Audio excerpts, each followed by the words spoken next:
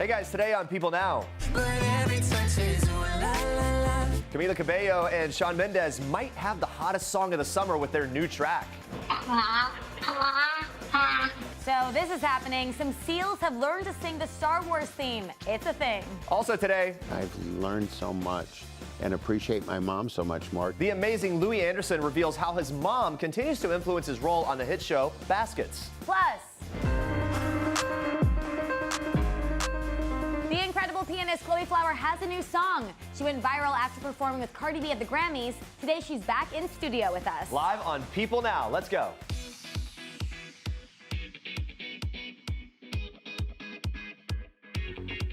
Happy Friday, everyone. It is Friday. Yeah.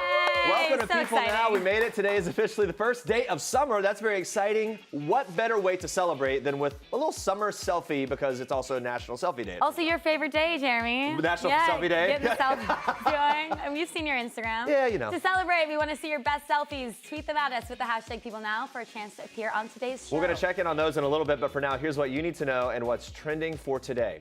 An official with the Dominican Republic Ministry of Public Health told Fox News on Wednesday that one of the many deaths of American tourists on the island was because of shock. The official says that Cynthia Ann Day died following the death of her fiancé, Edward Nathaniel Holmes, on May 30th from, quote, shock of seeing the person beside her dead. The official added that the couple, who reportedly had high blood pressure medication in their hotel room, exhibited a lot of medical conditions which increased their risk while traveling. He also states that Holmes told hotel staff that he was not feeling well just one day before he was found dead. But due to the cost of medical care, he had decided to wait to see his regular doctor upon his return to the U.S. The official slammed media reports covering the deaths as fake news, saying it's all a hysteria against the Dominican Republic to hurt our tourism. This is a very competitive industry and we get millions of tourists. We are a popular destination. People are taking aim at us.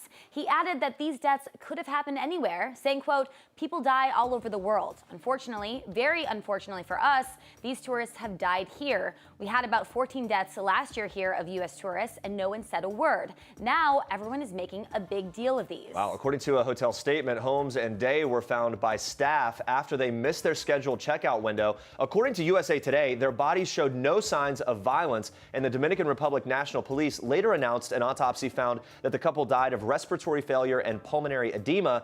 Day also reportedly suffered cerebral edema. Their bodies were flown back to Maryland earlier this month, and a lawyer for the couple's family says they intend to perform their own autopsy as well. Now, according to the U.S. State Department, at least 10 American tourists have died since April of 2018, and American authorities have confirmed they are investigating 6. They're investigating 4 deaths at the Grand Bahia Principe properties. 2 include Holmes and Day, 2 deaths at the Hard Rock Hotel and Casino in Punta Cana, 1 death from 2018 at the Bahia Principe Resort in Punta Cana, and 1 death at the luxury Bahia Principe in La Romana.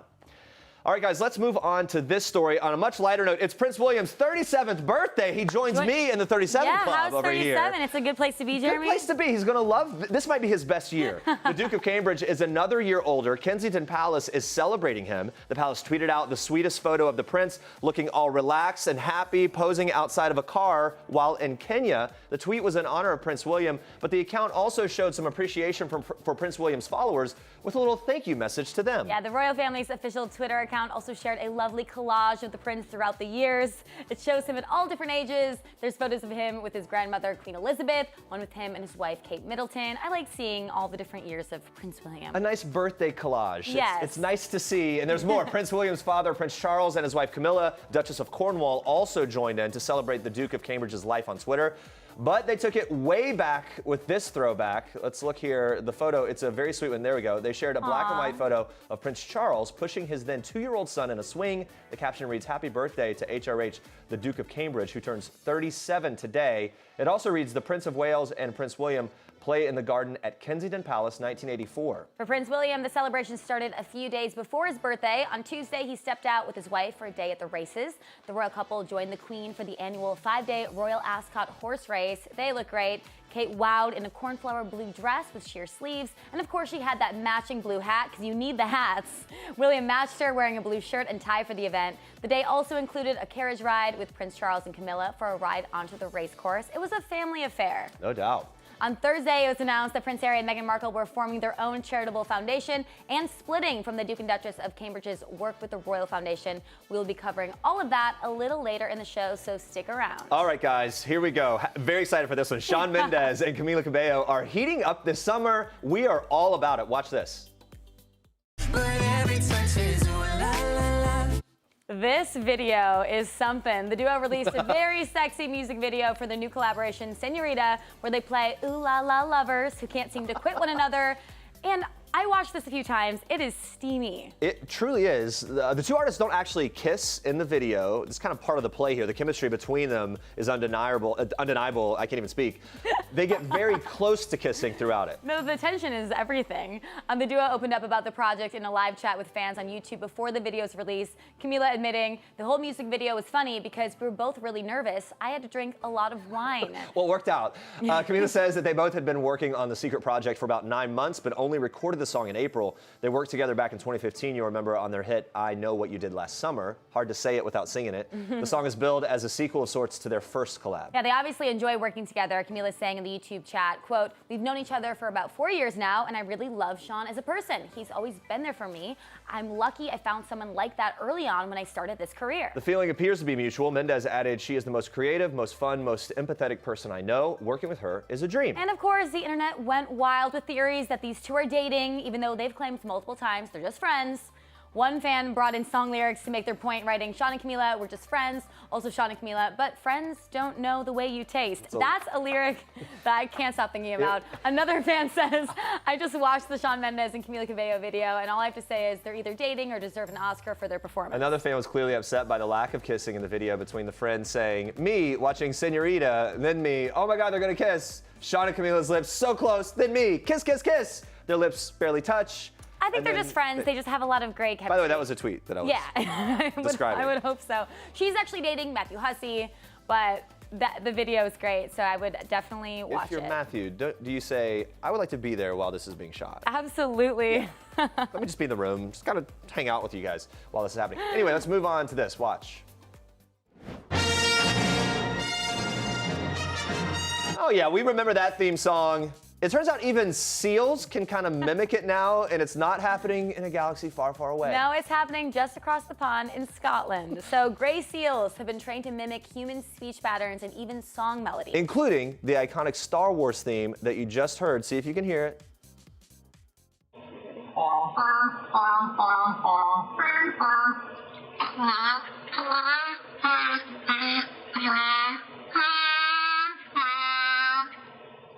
I think I hear it. I kind of do. No, I got it at the beginning, especially. Especially at the beginning. But such effort. He's so proud. Look how proud the seal is. Super proud. 3 seals were trained to mimic song melodies and human speech patterns at the St. Andrews University in Scotland. This was done for a study to help researchers understand speech disorders. So 3 gray seals were observed and studied from birth. Researchers examined their natural sounds before training them to learn new ones. And the seal you just heard mimic part of the Star Wars theme song is named Zola. Zola was also able to reproduce up to 10 notes from nursery rhymes like Twinkle Twinkle Little Star. I could see Zola doing Twinkle Twinkle. Yeah, I think seems like a very smart pupil. Yeah. Knows what's going on.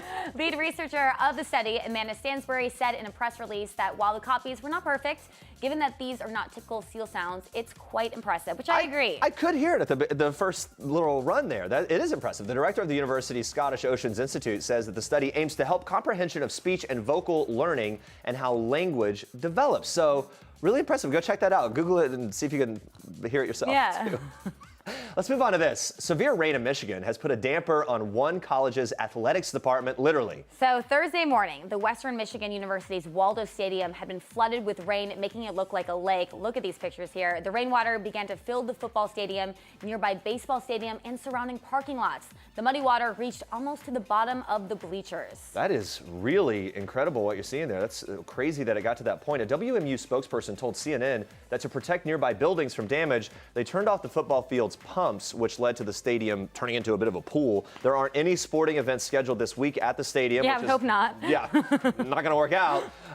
It's going to take a while, obviously, to clean all of this up. The spokesperson revealed they had the situation under control and turned the pumps back on by 11 a.m. on Thursday morning. The National Weather Service issued a flood advisory on Thursday morning for the area. The city got as much as 4 inches of rain. Wow, this is just really incredible. We wish them the best as they clean all that up.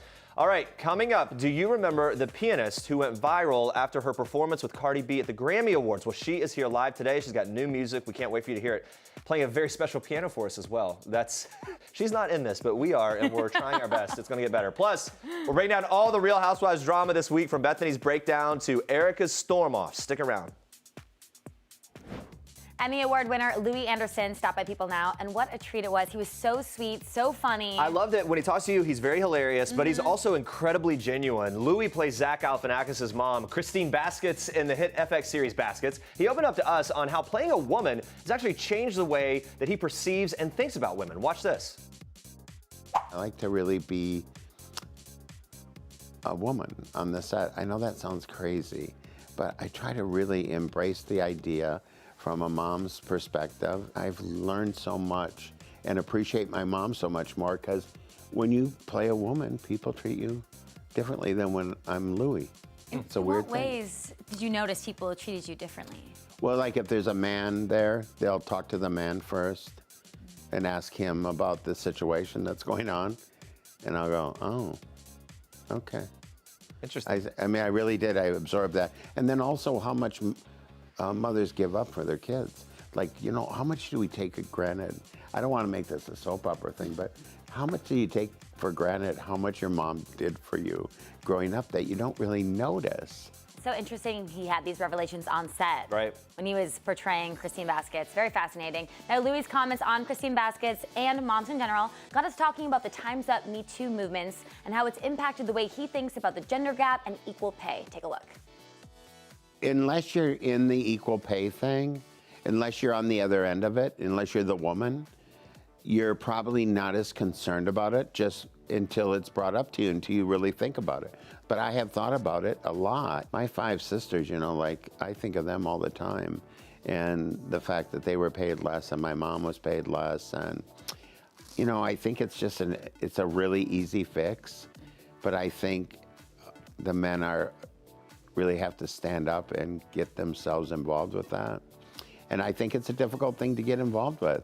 I mean, where do you start? And I think where you start is with your coworkers, you know, to make sure there's some transparency there. I mean, I think women should run the world. We'd have less wars because I think they know more of the value of life than men do. What do you guys think of the Me Too thing? Oh, I think it's great. Yeah. I think that it's been happening for so long, and the thing is nobody would say anything. Now people are standing up, and I think the most important thing is that we do have allies in men as well. Right. Because all the women can say something, and nothing's done, but when the guys finally say something, then it realizes that change needs to be happening.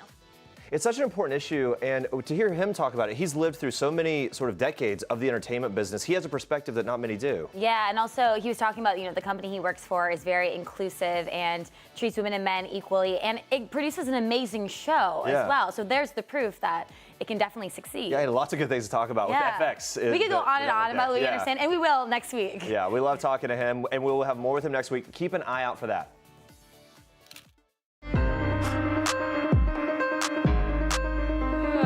That was a brief look at the new music video by Chloe Flower for her song Get What You Get. The pianist who went viral after her performance with Cardi B at the Grammys joins us now. Welcome. Nice to see you Great again. To see you. Thanks for having me. I told you, we've been listening to that all morning. It's so good. Honestly, what you've done is incredible. You guys listen to the music, but before we get to that song and the music video, we have to know how the last few months have been for you since the Grammys. We talked to you shortly after that performance with Cardi B. How's your life changed? You know, the main change has been I don't have as much time to write music and to work.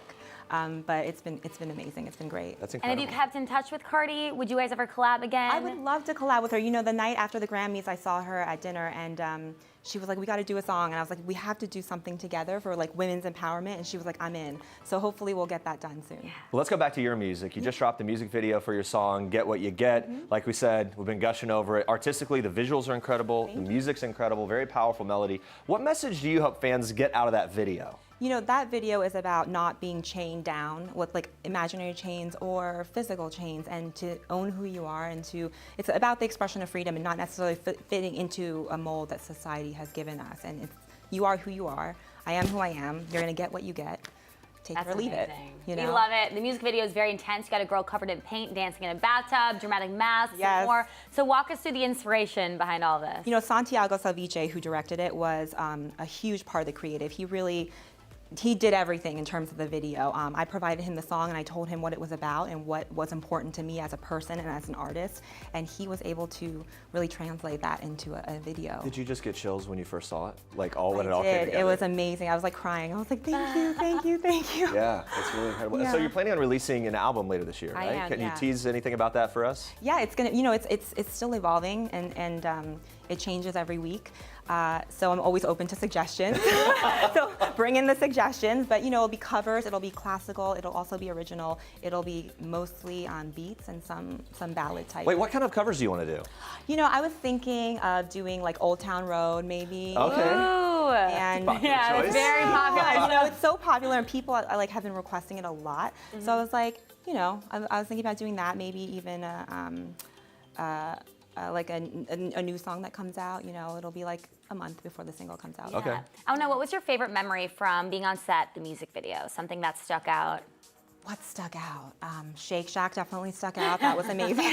You know what stuck out is it was an incredible crew. And when I walked into the set, I was like, wow, this is my first music video, and this is a real video. There were rigs everywhere. There was like 40-person crew. Wow. Santiago had so many people there. The lighting was amazing, and the energy was amazing. And it was so great. Like, the favorite part about the video was the people, with the director and all of his crew and all of my crew, all of my glam. They're amazing. Yeah, Full glam squad. definitely shows in Yeah. the final product too. You're very fashionable always. Also looking at your Instagram, fashion is very important to you. And why is it so special, and why is it so important to you to bring your fashion to your music? You know, my music, as you know, doesn't have any lyrics, so it's purely instrumental. So it's very important for me to express my personality and the personality of the song that I'm covering or writing through fashion. And so, like, if I'm doing a rap song, I'll, you know, wear leather corset or something. And if I'm playing like Beyonce, like I might wear this. You know? I will say those earrings are Thank you. amazing. They just I've stay never on had with my everything. ears pierced, so you know. Oh, what? I've never had them pierced or clip-on. They're Yeah. clip-ons. That is I know, a I Do they fall? I surprise. would imagine. Do they fall off if you're playing music? Never. Wow. Yeah, no, not typically. They're Yeah. on pretty tight. Clip-on game is I very strong. know. Well, okay, so summer's here. Yeah, I was gonna ask your go-to summer fashion must-haves. One, clip-on ear game. Okay, got that. What else? A slip dress, 100% a slip dress. You can put a sweater over it. You can wear it by itself. You can wear it with heels. You can wear it with sneakers. So I think that's a must-have, easy and simple. Good tip. Yeah.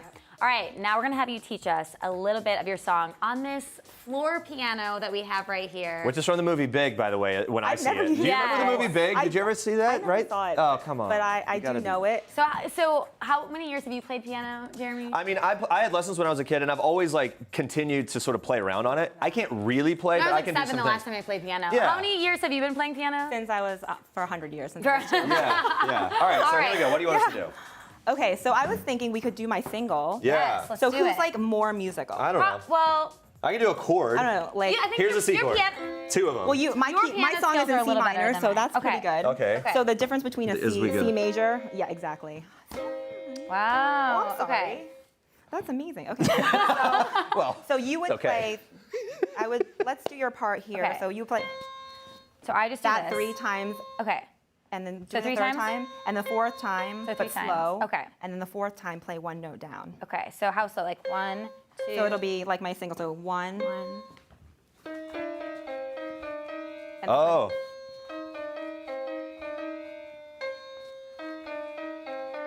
Oop.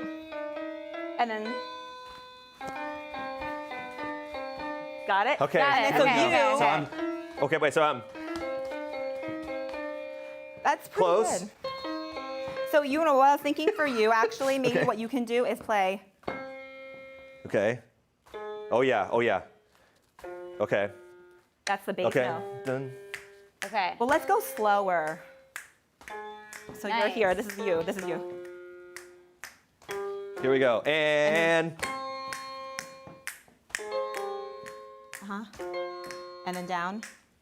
Oops. Up. Done. And then again. Good. Oh God, you guys are going fast for me. Okay, keep going. You got it. Now here we go.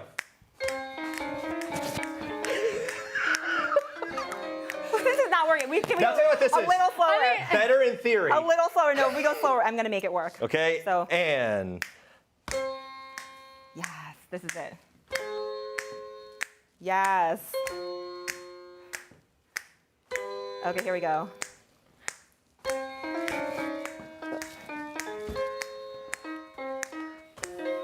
Oh my God. you know what? It's the heels. Here's the lesson learned. I think it's better in your music video. You know what I think and it is? this big thing is I better think for it's this. But Here. it was very fun to try to learn. I think we just need one more set. Like it could be like, Yeah. you know, like we would keep running into each other. We would keep running into each other. We're gonna work it for a few days, and then But we're we gonna have a release good a video start. later. I feel like we have a tour coming. We do have a tour, Yeah, clearly. I think it's a really good start. This is tour level. Chloe, thank you so much for stopping by and teaching us this. We'll be practicing, and it's going to get better. You guys, Yes. make sure to check out the music video. Get what you get. It is out right now. Guys, this week, Prince Harry and Meghan Markle officially separated from their shared charity with Prince William and Kate Middleton. Here with all the details on that, royal ascot, and so much more is our royal correspondent, Imogen Lloyd-Webber. Thank you for being here. Happy Friday. Happy Friday. And before we start, we have to wish Prince William a happy 37th birthday. Yeah. No, adorable photos all over Instagram as well. Yeah, we Yeah. mentioned it Check that before. out Big today. day for him. Yeah. Welcome to 37, Yes. William. It's fun over here. Enjoy. All right, moving on. Prince Harry and Meghan Markle have officially split from the Royal Foundation, their former joint charity with Kate Middleton and Prince William. Imogen, did this come as a surprise? What were some of the reasons behind this decision? No, everybody breathe here. It's all right. So the Royal Foundation is continuing on without Harry and Meghan. They will establish their own charitable foundation with transitional operating support from the Royal Foundation. Both couples will continue to work together on the projects in future, including on the Foundation's mental health program, Heads Together. Right, that's the big one that they kind of joined. And for. honestly, this is the best way to complement their future roles. Prince William is going to be King William V. He's going to be figurehead to 2.4 billion people across the world. Harry has got to forge his own path with Meghan. It makes sense, Yeah, doesn't totally. it? It really It does. really But does. moving forward, though, what does this mean for Harry and Meghan and William and Kate as they move forward in a relationship together, as family, and in their efforts? They've got very different styles to their charity work. Kate and William are described as a top-level approach, while Harry and Meghan are very much more hands-on. And we all know Harry's very passionate about the Invictus Games. It's just been announced today that he's going to be doing this big thing with some baseball teams. The Red Help me out Sox- here. the Red Sox Thank and the you. Yankees. Yes, in London. They're going to London, London. right. There's going to be a Ooh. big thing on June the 29th for the Invictus Games. That's really cool. Yeah, it is That'll very cool. always be his territory, for sure. Absolutely. Yeah. All right, switching gears, Royal Ascot kicked off this week, and we love it because every time we talk about it, we get Every to time. show this picture that Here you we sent go. us. He's getting older. You were there. And older. Those are two of my brothers. And it's all about the badges. Note how many badges we're wearing, and it's all about the number of badges you've got, or buttons you call them. That's a great hat, a great dress. To me, this is peak Imogen. Like, Yes. like Thanks, from because it's a all really the long years they've time known each ago. You're other. making me feel really old here, Jeremy. I love it. Before we get to it, though, Yeah. what is Royal Ascot for people that don't know? Okay, so it's an iconic 5-day horse racing event. It began on Tuesday. It started soon after 1711 when Queen Anne rode out from Windsor Castle to the field where the race now takes place and said, this would be a fine place for a race.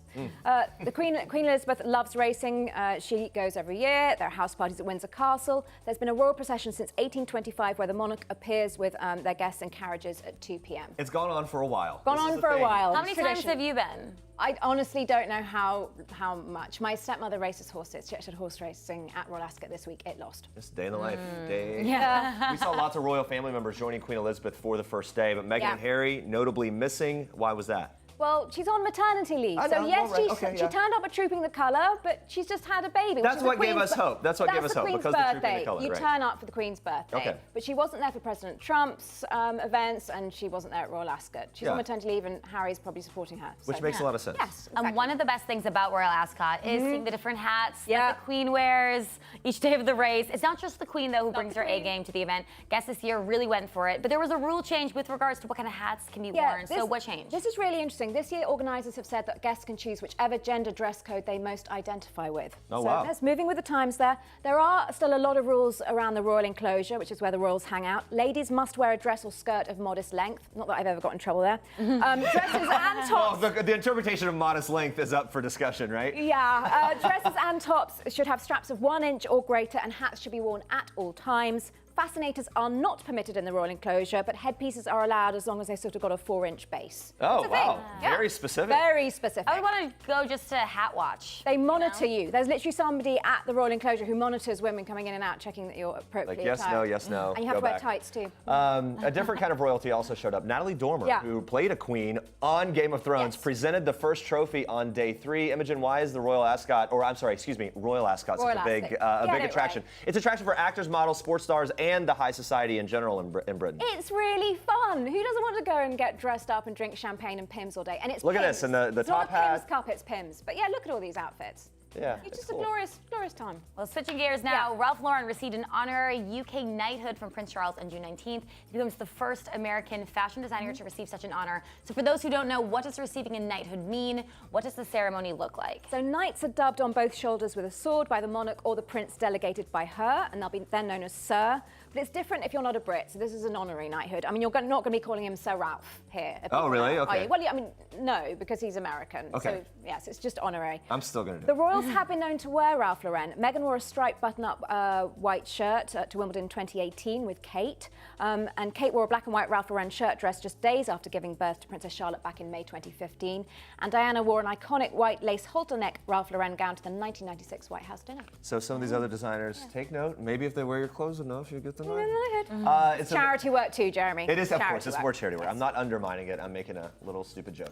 And some interesting news for royal watchers, though. Queen Elizabeth might not have to wait long to meet her great-grandchild. In this week's issue of People, royal biographer Ingrid Seward says that Princess Eugenie and Jack Brooksbank, who tied the knot this past October, plan to start a family as soon as they can. Should royal baby watchers be excited for this? I mean, beyond excited, Jeremy, who's always out. No, it's with the Queen Elizabeth's ninth great-grandchild, which is pretty cool. Yeah. But Fergie, who would be the grandmother, is already on record as saying she was thrilled at the prospect of grandchildren. Of course, she writes children's books. All right. And in other news, Prince Charles visited the set of the new Bond movie on Thursday. This is really so cool. give us the details on this. Yes, yes, the name is Charles. Yes, Prince Charles. Yes. Oh, nice. Yeah, no, fabulous. No, they had obviously a lot of fun. He's a huge fan of Aston Martins, Charles. So he was having the best time with Daniel Right. Craig talking about Aston Martins. Of course, the iconic Yeah, Bond there car, he is right. on set with Ralph Fiennes. That's in M's office. And don't forget, Queen Elizabeth is a Bond girl. 2012 Olympics, Queen Elizabeth did that skit with Daniel Craig and the Corgis, and then jumped out of the helicopter at the end. That's So, really cool. yeah, Nice. Very Wow, cool. that's one of the coolest things we've ever covered in the royal record, as far as I'm concerned. We And try over here, Jeremy. We try. Thank you so much for being here. Thank It's you. good to talk to you. All right, guys, in celebration of National Selfie Day, we've been asking you to send in your best selfie, so let's take a look at what you guys are sending. Nice. You got the best selfie I've ever taken, to be honest. There you go. There you go. Oh, this one. Yeah. Remember that? The cat selfie? That was honestly the best thing ever, that moment. However it happened, the dog's faces and the cat. I mean, it's Cat's a baller. oh, NASA selfie. Out of this Yeah. world selfie from my first spacewalk. Wow, that's incredible. I love dog selfies. Your besties. Very cute. And Billie Jean King, your partner there. That's really great. All right. Where's your selfie, Jeremy? It's got- later today, I'm guys. shocked that Follow we it. haven't been flooded with Jeremy's selfies. You know, that's definitely coming next. All right, keep sending those in. For now, we move on to this. Did I call her name? No. What did I call her You name? said you're intolerable, She which is is. true. But you said tonight maybe it doesn't feel good. Maybe it'll help her. Bethany said everything we've all been wanting to say. There's just so many times we can kiss the ring. I mean, for God's sakes, I don't even think Cleopatra was adored this much. We're about to discuss that Miami moment and so much more from this week's Real Housewives of New York City. Plus, we're going to break down some highlights from the Real Housewives of Beverly Hills, who are still in Provence, and the Real Housewives of Potomac, who are back in Maryland. Joining us from Los Angeles to dish on everything from the chic to the bleak within the Real Housewives world are Housewives experts. People TV producer Sam Belikoff, and from his popular podcast, Everything Iconic, it's Danny Pellegrino. Thank you both for being here. Guys. Hello, hello. So that clip we just saw was after Bethany's explosive breakdown in Miami, but things resolved pretty quickly with both Luann and Bethany eventually returning to the dinner table. Sam and Danny, were you surprised with how things shook out here? Yeah, absolutely. to be battered like that by someone and then a minute later sit down and be like, can you pass the salt? Like, is so crazy. But the New York women can move on so quickly. And like, they get over it so fast. They really do, and that's why we love them. And then we got some more context in this one about Bethany and how she was really sad about Dennis, which we really kind of felt last week, but this week she really did break down, and Dennis had died, and it really had weighed on her. But then the interesting thing, which I'm curious your take on this, is that it still was a little bit about Luann, and Luann was like, she was like, are you receiving it? Are you receiving it? And Luann said she did, but then in her interview, she basically was like, I didn't receive it. What do you think? I definitely don't think Luann received it at all. And one of Bethany's famous quotes is that it's never about what it's about.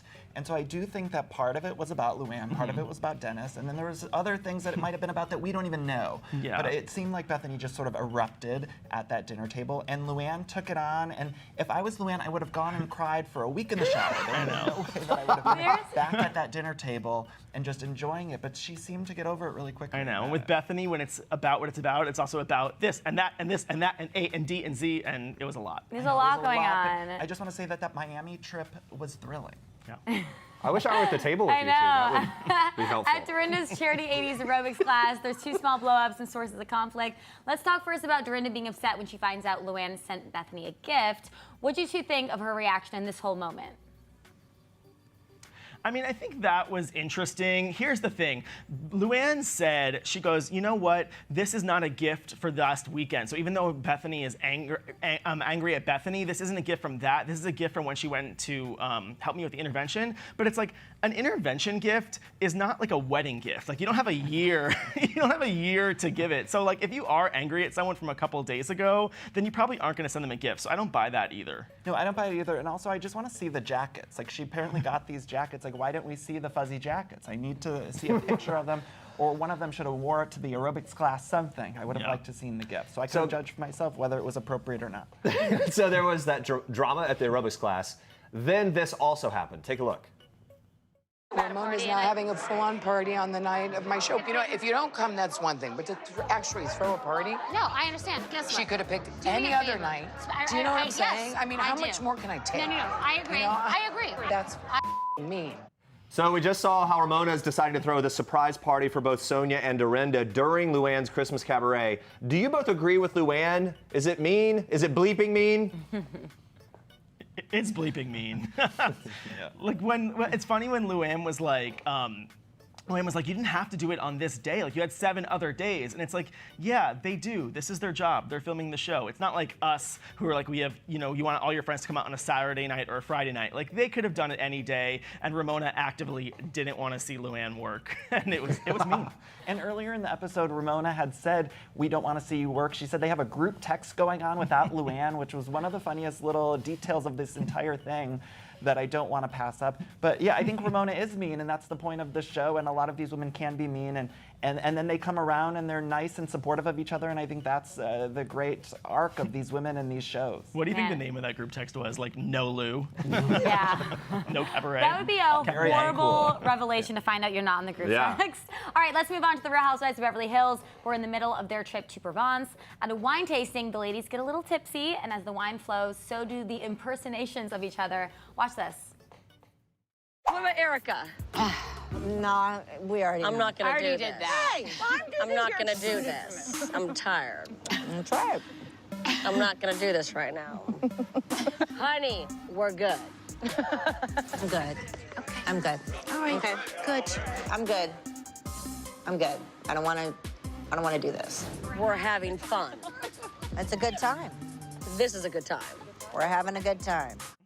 It's pretty spot on. Danny and Sam, do you think Erica was actually having a good time here?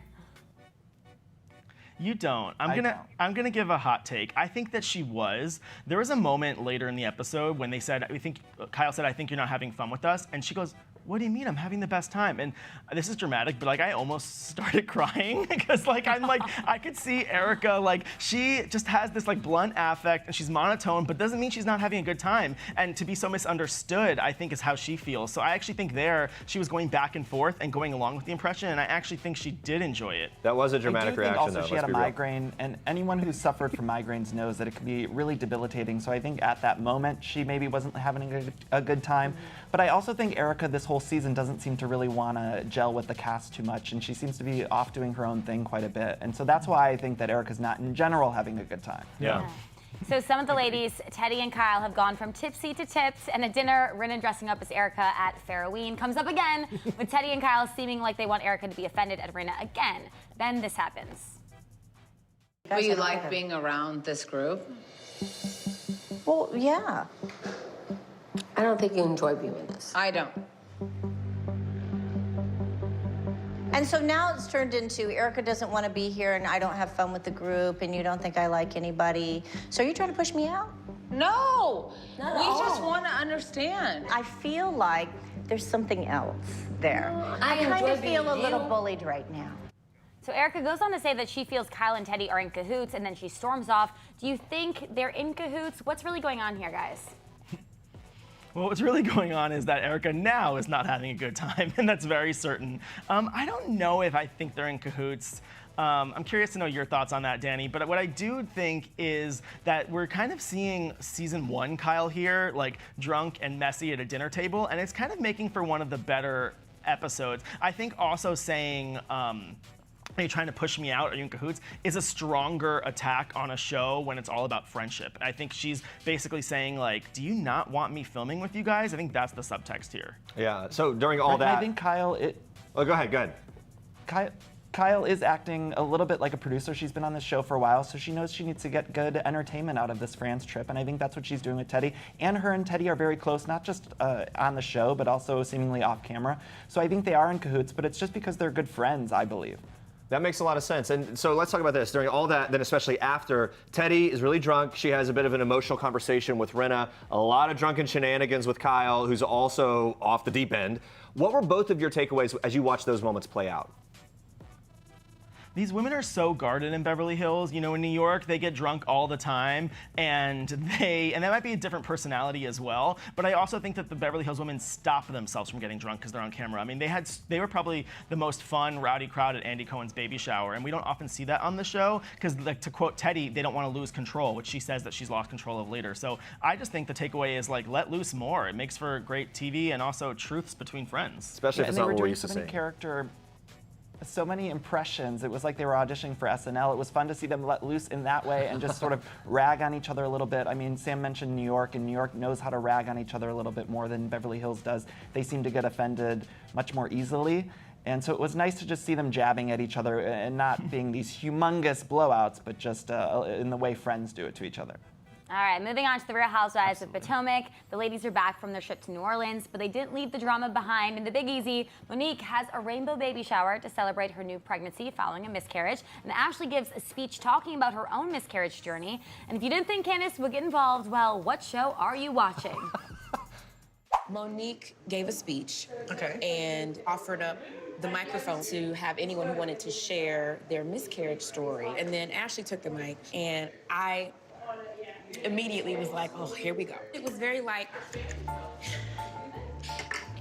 you know, and I just... Wait, okay. Okay. No tears. But all this... Was Michael crying? I don't damn know. He was gone. I just don't buy it. I'm not purchasing the merchandise. So Sam and Danny, what do you think of this moment between Candace and Giselle? Is Candace just being too messy here? I mean, very, very, very messy. I'd say too messy for the people on the show, yes. For the viewers, no, because it drives story and it's also interesting and fun. But don't talk about, you know, a woman's body. This is the 3rd episode in a row she's done it, and it's kind of crazy that this is like the hill she wants to die on is Ashley's miscarriage. It's wild. Yeah, it's a little bit inappropriate to me. I think she needs to stop focusing on the miscarriage. I just think it's such a personal thing that happens with people. I don't like that either. Yeah, it's interesting to see that being a focal point here. Sam, Danny, we're out of time. Thank you so much for being here. We really appreciate your perspective. Everybody, check out Danny's podcast, Everything Iconic. Of course, make sure to follow along with us and watch The Real Housewives of Potomac, Sundays at 8, Beverly Hills, Tuesdays at 9, New York City, Wednesdays at 9, all on Bravo. By the way, Potomac is off this week, but it's also the season finale of New York City. We'll have plenty of drama to discuss about that next time.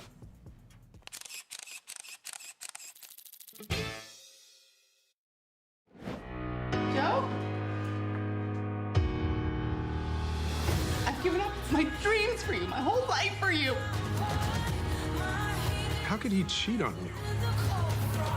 Is it the stupidest thing in the world to stay? Hey, baby. Just getting into bed. I'm wiped. I miss you. I'll talk to you in the morning, right? I love you. I want to start over.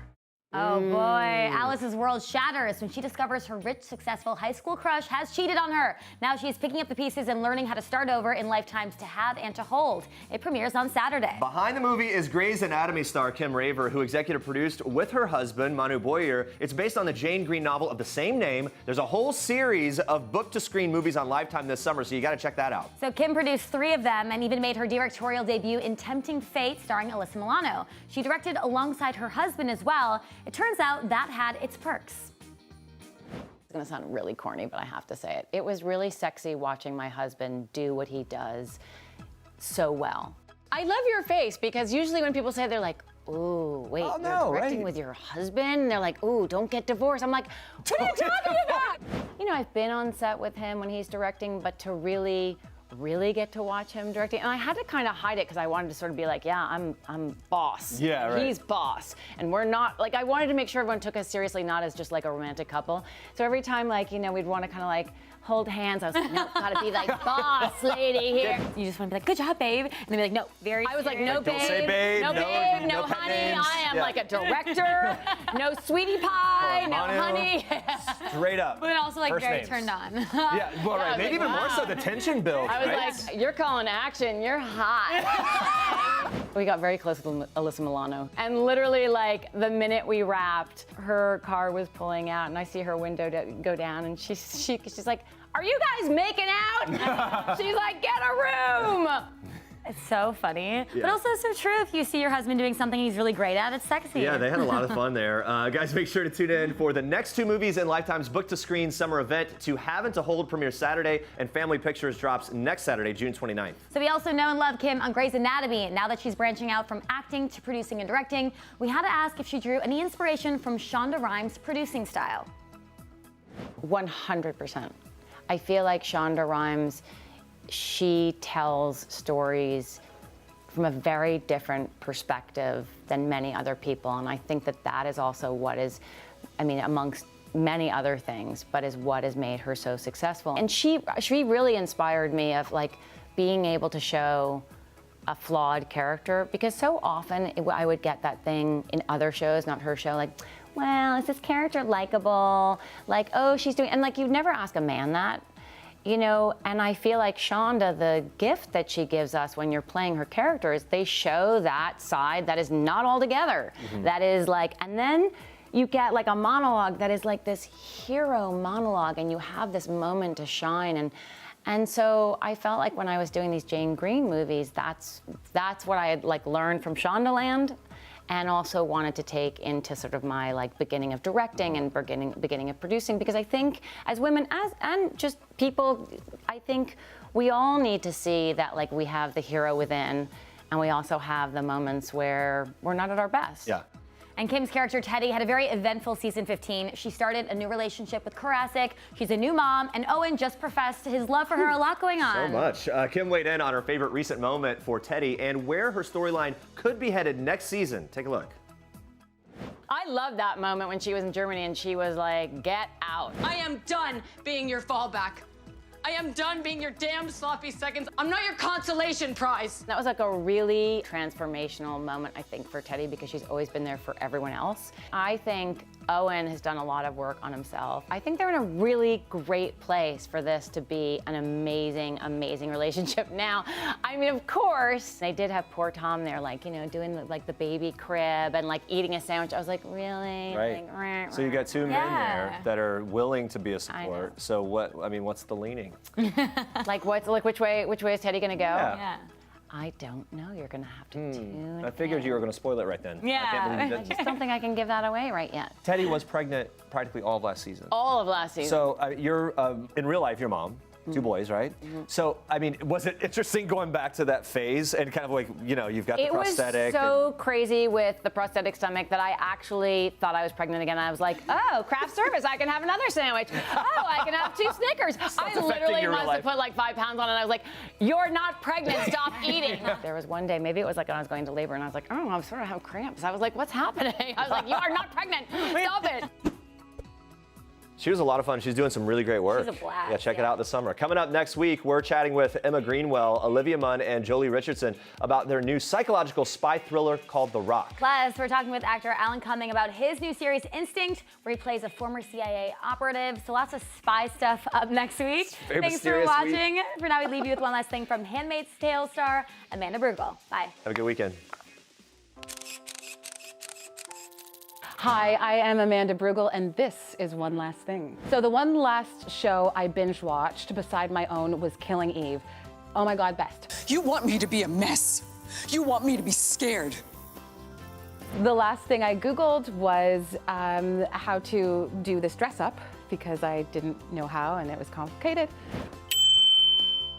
And the last song I had on repeat was It's Getting Hot in Here. What is that? Who's that song by? I don't know. So baby, tell me what's the use? I said It's getting hot in here. That's all I have, sorry.